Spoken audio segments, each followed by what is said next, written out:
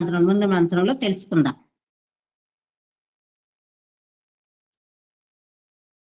సామవేదము 384వ మంత్రము.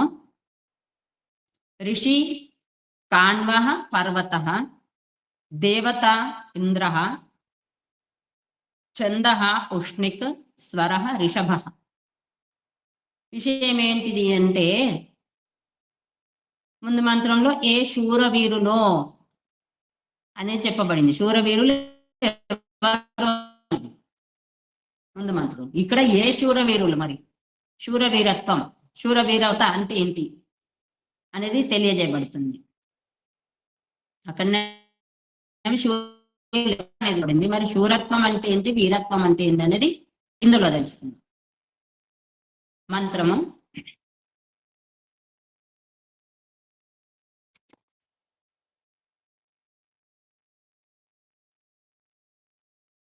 ఓం యత్ సోమమింద్ర వైష్ణవీ యద్వాఘత్ర త్రిత ఆప్తే యద్వా మరుత్సుమందసే సమింధుభిః. పదచ్ఛేదము. యత్ సోమం ఇంద్ర విష్ణవి యత్ వా ఘ త్రితే ఆప్తే యత్ వా మరుత్సు మందసే సం ఇందుభిః. గత మంత్రంలో అనగా దీనికంటే ముందు మంత్రంలో అద్రివః శబ్దంతో సూచించబడినది ఏమని అంటే, శూరవీరునికి అనగా యోధుడికి వజ్రతుల్యమైనటువంటి శరీరం కలిగి ఉండడము. అద్రివ అనగా వజ్రతుల్యమైనటువంటి దృఢమైనటువంటి శరీరము కలిగి ఉండాలి. భౌతికంగా మనం చూసినట్లయితే సంగ్రామంలో, యుద్ధస్థలిలో మనం యుద్ధం చెయ్యాలి అంటే శరీరం బలంగా దృఢంగా ఉంటేనే, శక్తివంతంగా ఉంటేనే ఎంతమంది శత్రువులు వచ్చిన వాళ్ళను ఓడించగలుగుతాం. బలంగా దృఢంగా లేకుంటే ఏమి చేయలేం. కాబట్టి ఇక్కడ ఏంటి, శూరవీరునికి అద్రివ శబ్దం ద్వారా 83వ మంత్రంలో 383వ మంత్రంలో అద్రివ శబ్దం ద్వారా శూరునికి లేదా శూరవీరునికి వజ్రతుల్యమైనటువంటి శరీరం ఉండడం తప్పనిసరి అని చెప్పబడింది. ఇక ఈ ప్రస్తుత మంత్రంలో ఏం చెప్తున్నారంటే, ప్రస్తుత మంత్రం యొక్క ఋషి ఎవరంటే పర్వత ఋషియే పర్వత సమానుడు. ఋషి ఎవరైతే పర్వత ఋషి, ఆ ఋషి పర్వతానికి సమానుడు అనగా పర్వతంకు సమానమైనటువంటి శరీరం ఉండాలి. అదే విధంగా ఆత్మ కూడా అంత దృఢంగా బలంగా ఉండాలి. ఇతడు కొద్దిగా తపస్య మరియు సాధనతో తన శరీరాన్ని రాయిలాగా దృఢంగా మార్చుకున్నాడు, గట్టిగా చేసుకున్నాడు. కొద్దిగా తన తపస్యతో, తన సాధనతో, తపస్య ద్వారా సాధన ద్వారా శరీరాన్ని దృఢంగా గట్టిపరుచుకున్నాడు. అందుకే ఇతడు కణ్వుడు అయ్యాడు. కొద్దిగా ఒక కణాన్ని కూడా పెట్టుకనగా శరీరానికి దృఢంగా చేసుకోవాలి అంటే ఏ పదార్థం అవసరమో దానిని ఒక్కొక్క కణంగా కూడా పెట్టుకుంటూ, మరియు ఏ సాధన ద్వారా, ఏ పరిశ్రమ ద్వారా, లేదా ఏ యోగాసనాల లేక వ్యాయామం ద్వారా శరీరం దృఢంగా అవుతుందో, ఏ పదార్థం వలన శరీరం దృఢంగా సాత్వికంగా ఉంటుందో, ఆ విధంగా ఒక్కొక్క పదార్థాన్ని దానిని ఎంత తీసుకోవాలో అంత తీసుకొని, ఎంత సాధన చేయాలో అంత చేస్తూ శరీరాన్ని ఒక్కొక్క కణాన్ని కూడా పెట్టుకుంటూ దృఢంగా చేసుకున్నవాడు కణ్వుడు. పర్వతంలాగా చేసుకున్నాడు పర్వతుడు. ఇతడు ఇందుభిః, పర్వతుడు ఎలా చెప్తాను ఇక్కడ. ఇందుభిః అనగా సోమకణాలతో మందసే సమ్యక్, అనగా సమ్యక్ అంటే బాగుగా, మందసే అనగా బాగా ఆనందాన్ని పొందుతాడు. సోమకణాలను, ఒక్కొక్క సోమకణాన్ని ఎలాంటి పరిస్థితుల్లో కూడా వ్యర్థం చెయ్యకుండా ఆ సోమకణాన్ని శరీరం లోపల ధారణ చేసుకొని మనసును నిరంతరం పరమాత్మ పట్ల ఉంచినట్లయితే అప్పుడు శరీరము వజ్రతుల్యంగా తయారవుతుంది. కాబట్టి ఆ విధంగా ఒక్కొక్క సోమకణాన్ని బిందుభి అనగా ఇందుభిః, ఇందు అనే శబ్దాన్ని బిందుభిః, బిందు ఒక్కొక్క బిందువును, ఒక్కొక్క కణాన్ని కూడబెట్టుకొని బాగుగా ఆనందాన్ని పొందుతాడో, శరీరాన్ని దృఢంగా చేసుకొని, అనగా ఒక్కొక్క కణాన్ని ధారణ చేసుకొని అనుభవిస్తాడు. ఏ సోమకణాలతో? మరి సోమకణాలను కూడబెట్టుకొని వాటి యొక్క ఆనందాన్ని, బాగా ఆనందాన్ని పొందుతాడు లేదా అనుభవిస్తాడు. అంటే ఏ సోమకణాలు మరి అంటే, హే ఇంద్ర, ఒకటి ఇంద్ర అనగా ఇంద్రియాలకు అధిష్టాత అయినటువంటి ఓ జీవుడా, ఇంద్రియాలకు అధిష్టాత అయినటువంటి జీవుడు. దేవత ఇక్కడ ఏంది? ఇంద్రుడు. ఇంద్రుడు అంటే ఇంద్రియాలను ఆధీనంలో చేసుకున్నవాడు, పరమాత్మ యొక్క ఐశ్వర్యాన్ని పొందినవాడు, ఇంద్రియాలు బలంగా దృఢంగా చేసుకున్నటువంటి వాడు, తన యొక్క ఆధీనంలో చేసుకొని దృఢంగా బలంగా చేసుకున్నటువంటి వాడు అతడే ఓ జీవుడా. యత్ సోమం, ఆ సోమం ఏదైతే సోమం ఉందో, విష్ణవి, విష్ణవి శబ్దం ఎట్లా తయారైంది? విష్ వ్యాప్త ధాతువుతో విష్ణవి శబ్దం తయారైంది. అనగా వ్యాపక మనోవృత్త కలవారిలో ఉన్నది. ఏదైతే సోమం ఏదైతుందో ఆ సోమము, సోమకణాలు అంటున్నాం కదా, ఆ సోమం ఎవరి లోపల ఉంది అంటే, ఎవరి అయితే మనస్థితి, చిత్తవృత్తి ఏదైతుందో అది వ్యాపకమై ఉంటుందో వారిలో ఉన్నది. సోమకణాలు ఎందులో ఉన్నాయి? ఎందులో అనుభవిస్తున్నారు? ఎవరు ధారణ చేసుకున్నారంటే, ఎవరైతే వ్యాపక వృత్తి కలవాడు, అనగా వసుధైవ కుటుంబకం లాగా ప్రతి ప్రాణిని తనలాగా అనుకొని ఏ ప్రాణికి కూడా హాని కలిగించకుండా ఉపకారం చేసేటువంటి వాడు, ప్రతి ప్రాణి యందు పరమాత్మను చూసేవాడు, సర్వ వ్యాపకుడైనటువంటి పరమాత్మ ప్రతి ప్రాణి లోపల ఉన్నాడు, ప్రతి జీవంలో ఉన్నాడు, ప్రతి పదార్థంలో ఉన్నాడు. ఆ విధంగా వ్యాపకమై ఉన్నటువంటి పరమాత్మను ఆ విధంగా చూసి తనను తాను వ్యాపకం, అనగా తన యొక్క చిత్తవృత్తులను వ్యాపకంగా చేసుకుంటాడో అలాంటి వాడు సోమకణాలను అనుభవిస్తాడు. వాస్తవంగా శూరుడు అతడే, నిజమైనటువంటి శూరుడు అతడే. ఎవరి హృదయము విశాలమో, ఎవరి యొక్క హృదయం విశాలమై ఉంటుందో, సంకుచిత భావనలు లేకుండా విశాలమైనటువంటి భావనలు కలిగి ఉంటారో వారు శూరులు. చిన్న హృదయం గలవారు ఎప్పుడు కూడా శూరులు కారు. ఎవరి అయితే సంకుచిత భావనలు కలిగి ఉంటారో ఎవరి హృదయంలో, వాళ్ళు ఎప్పుడు కూడా శూరులు కారు. ఎవరి శూరులు అంటే, ఎవరైతే విశాలమైనటువంటి మనస్సు కలవారో, విశాలమైన వ్యాపకమైనటువంటి దృష్టి కలిగిన వారో అతడు శూరుడు.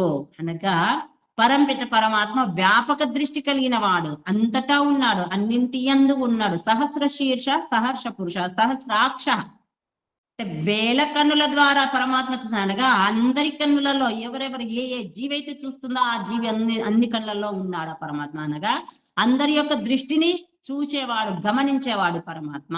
ఆ విధమైనటువంటి వ్యాపకమైనటువంటి పరమాత్మ ఎలా వ్యాపకంగా ఉండి విశాలమైనటువంటి మనస్తత్వాన్ని, మనస్సు అనేది ఉండదు పరమాత్మ, కానీ విశాల దృష్టితో ఉన్నాడు పరమాత్మ. అదే విధంగా జీవుడు కూడా ఆ విధంగా ఉన్నటువంటి వాడు శూరుడు. రెండవది యత్, అది వాఘ, ఖచ్చితంగా. అది ఎలా ఉంటుందంటే ఖచ్చితంగా. త్రితే, అది ఖచ్చితంగా. త్రితే అంటే త్రితే తీన్, మూడింటిలో. త్రితే త్రీన్ తనోతి, మూడింటిని వ్యాపింపచేసేది. త్రీన్ అనగా మూడింటిని, తనోతి విస్తారం చేసేది, వ్యాపింపచేసేది. అనగా కామము లేదా కోరిక యొక్క వ్యతిరేక భావన సత్యాన్ని విస్తరిస్తుంది. కామం, కోరిక ఏదైతుందో తనకు కావాలనేటువంటిది ఉంటుంది, కానీ దానికి వ్యతిరేకమైనటువంటి భావన ఏంటి? సత్యం, సత్. అన్నింటిలో సత్పదార్థాన్ని గ్రహించడం, అంతటా సత్యస్వరూపుడైనటువంటి పరమాత్మను చూస్తూ అంతటా ఉన్నటువంటి పరమాత్మ ఈ ప్రాణులన్నీ అతనివే, అదే విధంగా నేను కూడా అతని వాడనే. కాబట్టి ఏ విధంగా పరమాత్మ దృష్టి లోపల అన్ని ప్రాణులన్నీ, జీవులన్నీ సమానమో అదే విధంగా నాకును సమానము. ఆ విధంగా అంతటా వ్యాప్తి చెందినటువంటి వాడు. మరియు త్రీన్ అంటే మూడింటిలో కామక్రోధాలు లేకుండా ఉండి, అదే విధంగా మూడంటే ఏంటి? త్రీన్ అంటే ఇక్కడ పృథ్వీలోకము, అంతరిక్ష లోకము, ద్యులోకం. భూమిపైన ఉన్నటువంటివి, అంతరిక్ష లోకంలో ఉన్నటువంటి, మరియు ద్యులోకంలో ఉన్నటువంటి ప్రతి ప్రాణి కావచ్చు, ప్రతి పదార్థం అందో వ్యాపకమై ఉన్నటువంటి పరమాత్మను చూసేవాడు. ఆ విధంగా వ్యాపక వృత్తి కలిగినటువంటి వాడు, వ్యాపక మనస్సు కలిగినటువంటి వాడు. విస్తరింప చేస్తుంది. ఆ త్రిత్వంలో వీరత్వం ఉన్నది. ఏదైతే మూడింటి అందు విస్తరింప చేయబడిందో ఆ యొక్క త్రిత్వంలో వీరత్వం ఉన్నది. దాని ద్వారానే నీవు ఆనందాన్ని అనుభవిస్తావు. ఆ త్రితంలో వీరత్వాన్ని అనగా అన్నింటి అంత త్రితంలో వ్యాప్తి చెందినటువంటి వాడు, పరమాత్మ వ్యాప్తి చెంది ఉన్నాడు. అదే విధంగా జీవుడు కూడా అన్నింటి యందు వ్యాప్తి చెందడం అంటే అన్నియును పరమాత్మ ఎవే అనేటువంటి భావన కలిగి ఉన్నటువంటి వాడు. కాబట్టి ఆ పరమాత్మకు సమర్పితమైనటువంటి వ్యక్తికి వీరత్వం అని కలుగుతుంది. అతడు అన్నింటిని సమానంగా చూసేవాడు, అన్నింటిని తన వలనే చూసేవాడు, తనను అన్నింటిలో వ్యాపింప చేసుకునేవాడు, అలాంటి వాడు. మూడవది ఆప్తే, పరమేశ్వరుని పొందడములో ఎవరు ఉత్తములో.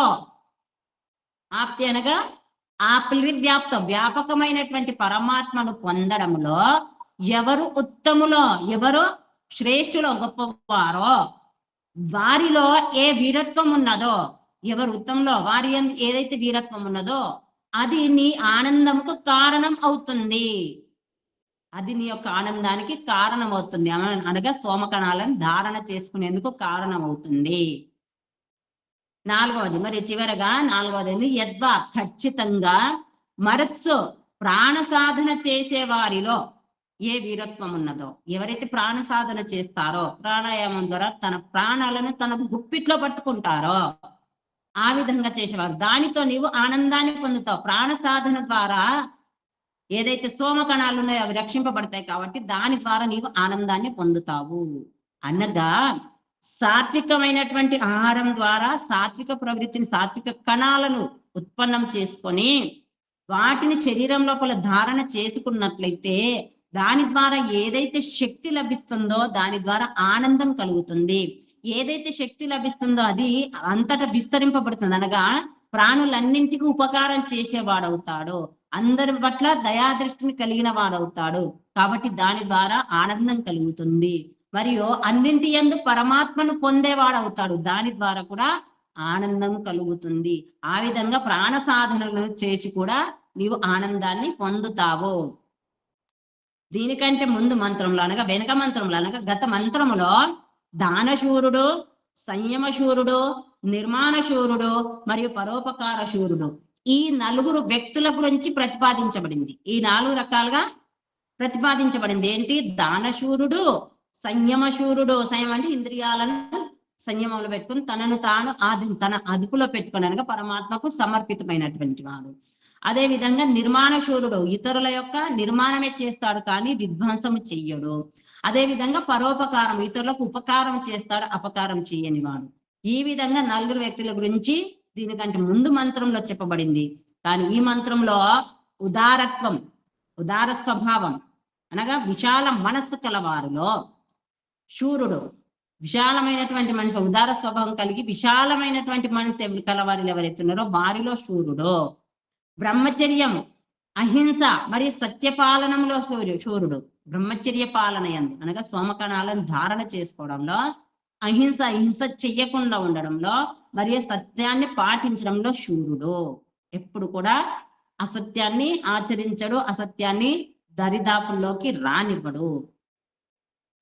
అదే విధంగా పరమేశ్వరుని పొందడంలో కూడా శూరుడు. పరమాత్మను పొందడం, ఎవరెవరైతే పరమాత్మను పొందారో, ఏ రకంగా మరి మనం ఎన్నో రకాలుగా ఈ ప్రపంచంలో పరమాత్మను పొందడానికి అందరూ ఇష్టపడతారు, పరమాత్మను పొందడానికి, పరమాత్మ కావాలని అందరూ కోరుకుంటారు, పరమాత్మ పట్ల భక్తి ఉన్న వాళ్ళు అందరూ ఉన్నారు. కానీ అది సరైన పద్ధతి తెలియక, సరైన పద్ధతిలో వెళ్ళక కూడా పరమాత్మను పొందలేకపోతున్నారు, పరమాత్మ యొక్క ఆనందాన్ని కూడా అనుభవించలేకపోతున్నారు. కానీ ఇక్కడ ఎవరైతే ఉన్నారో పరమాత్మని పొందడంలో శూరుడో, ఎవరైతే పరమాత్మను పొందేటువంటి శూరులో అందులో కూడా ఇతడు శూరుడు, అనగా శూరుడు. మరి ప్రాణ సాధనలో శూరుని యొక్క వర్ణన చేయబడింది. పరమాత్మను పొందడంలో మరియు ప్రాణ సాధన చేయడంలో శూరుని యొక్క వర్ణన చేయబడింది. ఆ విధమైనటువంటి శూరుడు అయ్యేందుకు, ఆ విధమైనటువంటి శూరుడు అయ్యేందుకు ఈ సంబోధనం ద్వారా, ఇంద్ర శబ్దము ఏదైతుందో దాని ద్వారా ఇంద్రియాలను వశపరుచుకొనుట, రూప సాధనం యొక్క వర్ణన చెయ్యబడింది. ఇంద్రియాలను వశపరుచుకొనుట ఏదైతే ఉందో దాని యొక్క వర్ణన చేయబడింది. ఇంద్రియాలను వశపరుచుకోవాలంటే ప్రాణ సాధన చెయ్యాలి. ప్రాణ సాధన ద్వారా ఇంద్రియాలు వశం అవుతాయి. ప్రాణ సాధన అనగా ప్రాణాయామం ద్వారా ఇంద్రియాలు తన వశంలోకి వస్తాయి. కాబట్టి ఆ విధంగా ఎవరైతే ప్రాణ సాధనలో శూరులో ఆ విధంగా ఇతడు కూడా శూరుడు అవ్వడం. జితేంద్రియులు కాకుండా సోమరక్షణ కాదు. జితేంద్రియాలు అంటే ఇంద్రియాలను జయించకుండా సోమాన్ని రక్షించలేము. ఏదైతే సోమం ఉందో, ఏదైతే అమృతం అంటామో అదే ఉత్తమమైనటువంటి శరీరంలో ఉత్తమమైనది ఏదైనా ఉన్నది అంటే సోమము. అది మనం తయారు చేసింది కాదు, పరమాత్మ ద్వారా తయారు చేయబడింది. మనం ఆహారాన్ని స్వీకరిస్తున్నాం, కానీ దానిని జీర్ణింపజేసి రసరక్తము ఆ విధంగా 7 రకాలుగా మార్చేసి 7 విధాలుగా చేసి పరమాత్మ చివరకు అంతిమ ధాతువు ఏదైతుందో సోమ కణాలు, అదే వీర్యమో, అది అత్యుత్తమమైనది. కాబట్టి దానిని ఉత్తమమైన దాన్ని ఉత్తమంగా ఉపయోగించుకుంటేనే అప్పుడు ఉత్తముడైనటువంటి పరమాత్మను పొందగలడు, ఉత్తముడైనటువంటి జీవుణ్ణి కూడా పొందగలనుగా తనను తాను అనుభవించగలడు, తనను తాను తెలుసుకోగలుగుతాడు. కాబట్టి జితేంద్రియులు కాకుండా సోమరక్షణ జరగదు. మరియు సోమరక్షణ కాకుండా ఉదారత మొదలవు ఏవైతే గుణాలు ఉన్నాయో అవి సంభవము కావు. సోమరక్షణ జరిగితేనే ఉదారము మొదలైనటువంటి ఏదైతుందో ఆ గుణాలు కలుగుతాయి. ఏంటి? ఉదారం, విశాల మనస్సు, మరియు బ్రహ్మచర్య పాలన, హింస చెయ్యకుండా ఉండడం, సత్యాన్ని పాటించడము, పరమాత్మను పొందడంలో శూరుడు కావడం. ఆ విధంగా ఎప్పుడైతే జరుగుతుందంటే సోమకణాలను ధారణ చేసుకున్నప్పుడే, సోమరక్షణ జరిగినప్పుడే అవుతుంది. ఈ గుణాల పర్వాలను ఉత్తరోత్తరంగా ధారణ చేసుకుంటూ నడవడం వల్ల ఇతడు పర్వత నామం కలవాడైనాడు. పర్వం అంటే పర్వ పూరణే, పూర్తి చేసేది. పర్వం అనగా ఇక్కడ పూర్తి చేసుకునేవాడు. అనగా ఈ ఏవైతున్నాయో ఒక్కొక్క గుణాలను ఉత్తరోత్తరంగా ఆ గుణాలను ధారణ చేసుకునేవాడు ఎవరైతున్నారో అతడు పర్వతుడు. పూర్తి చేసుకునేవాడు, ధారణ చేసుకుని పూర్తి శరీరంలో ధారణ చేసుకున్నాడు, పూర్తి చేసుకునేవాడు. ఏంటి? ఉదార స్వభావం అనగా విశాలమైనటువంటి మనస్సును చేసుకునేవాడు, బ్రహ్మచర్య పాలన చేసేవాడు, అహింసా ప్రవృత్తి కలిగిన వాడు, సత్యాన్ని ధారణ చేసుకునేవాడు, మరియు పరమాత్మను పొందేవాడు. ఆ విధంగా ఒక్కొక్క గుణాన్ని ఎప్పుడైతే సోమాన్ని ధారణ చేసుకుంటాడో అప్పుడు ఈ ఒక్క గుణాన్ని పొందేవాడు, ఈ ఒక్కొక్క గుణాన్ని పూర్తి చేసుకునేవాడు పర్వతుడు. భావార్థము: నేను ఉదారత, బ్రహ్మచర్యము, అహింస, సత్యం, పరమేశ్వరుని పొందడము మరియు ప్రాణ సాధనలో శూరుడను అవుతాను. నేను ఏంటి? ఉదారత అనగా విశాలమైనటువంటి మనస్సు కలవాడను. వ్యాపకం, సంకుచితమైనటువంటి మనస్సు కాదు. ఇక్కడ సంకుచిత భావనలు కాదు. సంకుచిత భావనల కారణంగానే ప్రపంచంలో అహంకారం అనేది వచ్చేస్తుంది, కామం వస్తుంది, క్రోధము వస్తుంది, లోభం, మోహం మొదలైనవి ఇవన్నీ పుట్టుకొస్తాయి. ఎవరి మనసు అయితే ఉదారంగా ఉంటుందో అవన్నీ దూరం అవుతాయి. అది ఎప్పుడు జరుగుతుందంటే సోమధారణ ద్వారానే. సోమధారణ ఎప్పుడు కలుగుతుంది అంటే ప్రాణ సాధన ద్వారా. ప్రాణ సాధన చేసినప్పుడు ఇంద్రియములు తన ఆధీనంలో ఉంటాయి. ఎప్పుడైతే ఇంద్రియములు ఆధీనంలో ఉంటాయో అప్పుడు కణాల రక్షణ జరుగుతుంది. ఆ విధంగా జరిగినప్పుడే ఉదార స్వభావము కలుగుతుంది. ఉదార స్వభావంగా విశాలమైనటువంటి మనసు అనగా నేను ఎలానో అదే విధంగా అందరూ, అన్ని ప్రాణులన్నీ మరియు ఇతరులు కూడా, మానవులందరూ కూడా నా వలనే అనేటువంటిది. ఏ విధంగా అయితే తనకు సుఖాన్ని కోరుకుంటాడో ఇతరులు కూడా అదే సుఖాన్ని అందిస్తాడు. ఏ విధంగా అయితే తన కొరకు సంతోషాన్ని ఇష్టపడతాడో అదే విధంగా ఇతరులకు కూడా సంతోషాన్ని ఇస్తాడు. ఏ విధంగా అయితే తను ఉత్తమంగా కావాలి అనుకుంటాడో ఇతరులను కూడా ఉత్తమంగానే చేస్తాడు. ఏ విధంగా అయితే తను మోక్షాన్ని పొందాలి అనుకుంటున్నాడో ఇతరులను కూడా ఆ మార్గంలోకి తీసుకెళ్ళడానికి ప్రయత్నం చేస్తాడు. అనగా అదే విశాలమైనటువంటి మనసు. కేవలము నాకే జ్ఞానం కలగాలి, నాకే సుఖం లభించాలి, నేనే ఆనందాన్ని పొందాలి, ఇతరులు ఎవరు కూడా కాదు, నేను గొప్పవాడను, నేను పెద్దవాడను, నాకు గౌరవం లభించాలి, నేను ఎలా చేసిన వాళ్ళు నన్నేమనకూడదు, నన్ను గౌరవించాలి, ఆ విధంగా అనుకోవడము అది విశాలమైనటువంటి మనస్సు కలవారిది కాదు. సంకుచిత భావనలు కలిగిన వారు ఎవరైతే ఉన్నారో వారు వాళ్ళ యొక్క తప్పును కానీ వాళ్ళ యొక్క ఏవైతే లోటుపాట్లనే వాటిని ఒప్పుకోరు. ఎప్పటికీ నేనే గొప్ప అని అనుకుంటారు. ఆ విధంగా అనుకునే వాళ్ళు విశాలమైనటువంటి మనస్సు కలిగిన వారు కాదు. కాబట్టి విశాలమైనటువంటి మనస్సు కలగాలి. అదే విధంగా బ్రహ్మచర్య పాలన ఉండాలి. బ్రహ్మచర్యము అనగా ఏంటి అంటే కేవలం ఇక్కడ అనగా స్త్రీ పురుషులు కలుసుకోవడం వల్లనే బ్రహ్మచర్యం పాటించకపోవడం అని కాకుండా, కలిసినంత మాత్రం మేము పాటించలేము అనుకుంటారు కదా, కలవకుండా ఉండడం అది బ్రహ్మచర్యం అంటే అది కాదు. అక్కడ బ్రహ్మచర్యం అనగా ఇక్కడ బ్రహ్మ అనగా పరమాత్మలో చరణం అంటే నిరంతరము నడుచుకునేవారు. బ్రహ్మలో నిరంతరం ఉండేవారు, పరమాత్మ నిరంతరం స్మరించేవారు, వారే బ్రహ్మచర్య పాలన చేస్తుండేవారు అవుతారు, బ్రహ్మచర్యంను పాటించిన వారు. ఎవరైతే నిరంతరం పరమాత్మ యొక్క నామస్మరణ తన హృదయం లోపల, తన మనస్సు లోపల ఏ పని చేయని, ఎలాంటి స్థితిలో ఉండని, ఎట్టి పరిస్థితుల్లో అయినా పరమాత్మను మరవకుండా ఉండేటువంటి వారు, నిరంతరం స్మరించేవాడు. నిద్రలో ఉండని, మనం మేల్కొనని, ఏది చేసినా సరే, తినినను, త్రాగినను, తిరిగినను, నడిచినను, లేచినను, కూర్చున్నాను, ఇంకేది చేసినా, ఆఖరికి మనకు కష్టం వచ్చినా సరే, మనకు సుఖం కలిగినా సరే, ఏది జరిగినా సరే, మనకు అత్యంత ప్రియ బంధువులు వచ్చినా సరే, ఆ సమయంలో కూడా నిరంతరం పరమాత్మ యొక్క స్మరణ ఏదైతే జరుగుతుందో అది బ్రహ్మచర్యం అనబడుతుంది. ఆ విధంగా బ్రహ్మచర్య పాలన చేసేవాడు. అదే విధంగా అహింస, హింస చేయకుండా ఉండడం. ఏ విధంగా అంటే మనస వాచ కర్మణ, హింస చేయకుండా ఉండడం. చూడండి, ఒక ఉదాహరణ ఇప్పుడు ఈరోజు జరిగినదే చెప్తాను నేను. ఏదైతే క్షమాపణ అని చెప్పానో అక్కడ ఏమవుతుంది అంటే అందరి మనసు ఒకే విధంగా ఉండదు, అందరూ ఒకే విధంగా లేరు. ఎన్నో పనులలో ఉండి కూడా ఆ సమయాన్ని కేటాయించి దాని కొరకు ఉంచి ఇప్పుడు ఎదురు చూస్తూ ఉంటుంది కాబట్టి, అప్పటి వరకు నేను చెప్పాను, క్లాస్ నడుస్తుంది, పాఠం అవుతుంది, ఈ విధంగా పాఠం అని కూడా విషయం పెట్టాను కాబట్టి ఆ కారణంగా ఎదురు చూస్తూ ఉంటారు. ఎదురు చూస్తూ ఉండి చివరికి పాఠం లేదు అని కామన్ గా పెట్టామనుకోండి, ఆ విధంగా పెట్టేసరికి ఏంటి ఇంతసేపు ఎదురు చూసామే, సమయానికి లేదని చెప్పారు అని అలా అనేటువంటి భావన కలుగుతుంది. కొందరు ఆలోచించవచ్చు, ఏ కారణంగానో పెట్టలేదు కావచ్చు, సరేలే అని అనుకోవచ్చు. కానీ ఏ విధంగా అనుకున్నా సరే అది అక్కడ ఒకరికి ఆశను లేపడం జరిగింది కాబట్టి అది అక్కడ వాళ్ళ యొక్క మనస్సులో కొంచెం కించపరచడం జరుగుతుంది కాబట్టి మనం సూక్ష్మంగా విచారణ చేసినట్లయితే అది కూడా హింస అనబడుతుంది. కాబట్టి అలాంటి హింస జరగకుండా అంటే సూక్ష్మంగా కూడా ఎవరైతే పరమాత్మలో చరించాలి, పరమాత్మను పొందాలి అనుకుంటున్నారో వాళ్ళు ఆ విధంగా ఎలాంటి పరిస్థితుల్లో కూడా సూక్ష్మాతి సూక్ష్మంగా, అంటే ఎంత చిన్నదే కావచ్చు అది. మనం నిజంగా చూస్తే మనకు సాధారణంగా మనం భౌతికంగా ఉన్నాం కాబట్టి భౌతిక దృష్టితోనే అది చిన్నదే, కానీ దాన్ని సూక్ష్మంగా మనం విచారణ జరిపినట్టయితే అది చాలా పెద్దది. వారి యొక్క సమయాన్ని వ్యర్థం చేస్తున్నాం అక్కడ.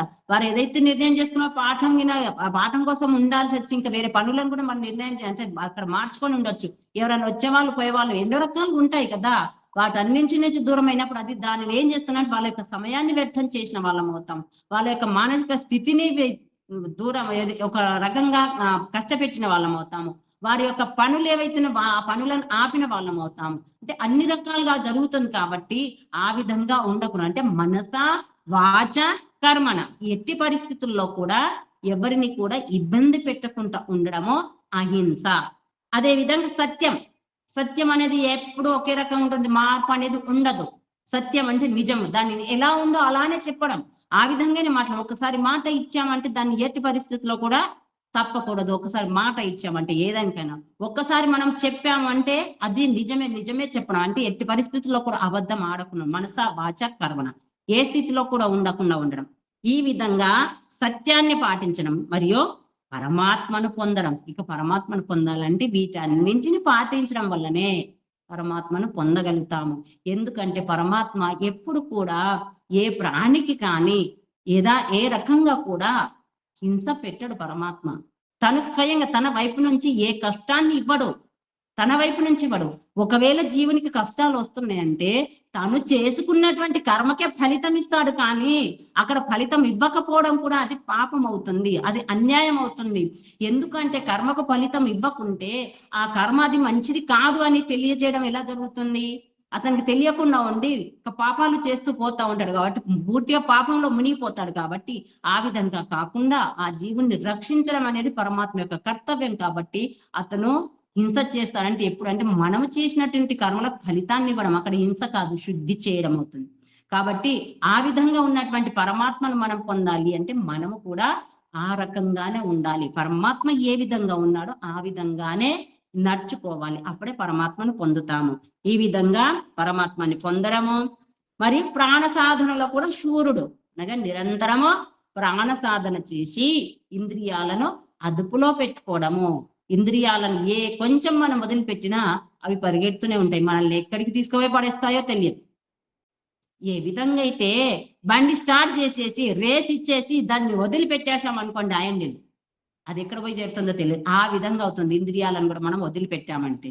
కాబట్టి వాటిని పట్టుకోవాలి అంటే ప్రాణ సాధన, ప్రాణాయామము తప్పనిసరి. ఆ విధంగా ప్రాణ సాధనలో కూడా శూరుడని అవుతాను, పరమాత్మను పొందేందుకు కూడా శూరుడని అవుతాను, మరియు విశాలమైనటువంటి ఉదారత కలిగినటువంటి వాడని అవుతాను, బ్రహ్మచర్యం పాలనలో కూడా శూరుడను, సత్యాన్ని పాటించడం, అహింసలో కూడా శూరుడను అవడం, అదే శూరత్వము.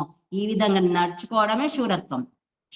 శూరులు ఎవరు అనేది, శూరవీరులు ఎవరు అనేది అక్కడ వస్తే, ఇక్కడ శూర వీరత్వం ఏంటిది అనేది ఇక్కడ తెలియబడింది. శూరవీరత్వం ఏంటి అంటే ఉదారత, బ్రహ్మచర్యము, అహింస, సత్యము, పరమాత్మను పొందడము మరియు ప్రాణ సాధన చేయడం, అందులో శూరత్వం ఉంటుంది. ఇంకా వేరే వాళ్ళ బలహీనుల పైన బలాన్ని చూపెట్టడం శూరత్వం కాదు, వీరత్వం కాదు. కాబట్టి ఈ రకంగా ఉండడము శూరత్వము. ఈ విధంగా శూర వీరత్వం ఏంటిది అనేది, పరాక్రమం ఏంటిది అనేది ఈ మంత్రం ద్వారా తెలుసుకున్నాము. ఓం శం.